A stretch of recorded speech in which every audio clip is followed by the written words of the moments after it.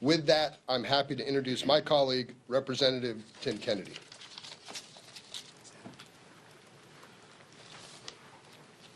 Morning. First, I want to thank Democratic Caucus Chair Pete Aguilar and Vice Chair Ted Lieu for not only bringing us together this morning, but for their continued leadership on this issue and so many other issues. Before Trump's tariffs plunged us and the entire world into chaos, Western New Yorkers that I represent were sounding the alarm on the president's trade war. As a representative of a border community in Buffalo, in the Niagara region, and the co-chair of the Northern Border Caucus, families in my region know how important our ties are with our Canadian neighbors. In my district, trade with Canada supports tens of thousands of jobs, nearly 30,000 jobs, and brings in over $500 million in purchases by Canadians every year.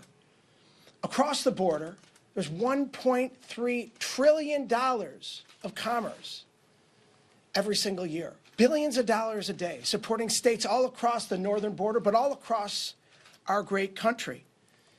Again, in Western New York, Canadians pour over the border, whether it's going to a Bills game or a Sabres game or shopping or using our restaurants, sleeping in our hotels. Over 40% of the 5 million employments out of the Buffalo Niagara International Airport are Canadian citizens. Our economies are reliant upon each other and benefit from the tremendous relationship that we have economically, culturally, historically, and presently.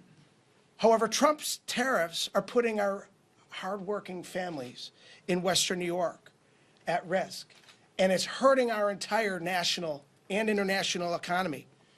Cross-border traffic is down by double digits from last year, robbing small businesses across the country of tourism dollars. Tariffs that are being put in place across the board, these blanket tariffs, including on things like lumber, that are hurting home ownership, especially new homeowners. They're also stymieing development. And other industries, including steel fabrication, auto manufacturing, craft brewing, logistics. Every industry across the board is worrying about supply chain disruptions, skyrocketing operating costs, and keeping their employees on the payroll. Businesses are going to be hurt by these tariffs. Jobs are going to be lost in our country because of these tariffs. Because our economy is so tightly intertwined with Canada's, people in my district and across the country are being hit right in their pocketbook already. Meanwhile, Donald Trump is golfing at his own club while trillions of dollars are wiped away from American citizens and hardworking families and their retirements that they were dependent upon as we risk this Republican recession. But Trump's tariffs aren't just robbing folks of their retirement savings and driving up the cost of housing, groceries, clothes, and gas. His indiscriminate blanket tariffs are putting our allies on the same playing field as our adversaries. Trump inherited an improving economy with low unemployment, and he crashed it.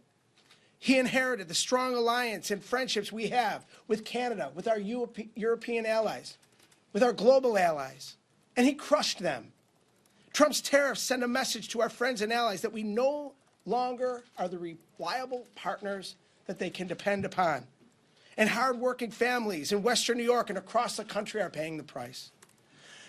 They are setting our nation down a dangerous path of chaos, stealing from American families and jeopardizing our alliances, all to justify tax cuts for the richest Americans. This is wrong, and we're not going to stand for it. We're not going to sit back and hang tough like the president suggests we do. We're going to continue to use our voices and demand an end to Trump's tariffs and get back to work creating an economy that benefits all hard-working families across this great country. With that, I yield.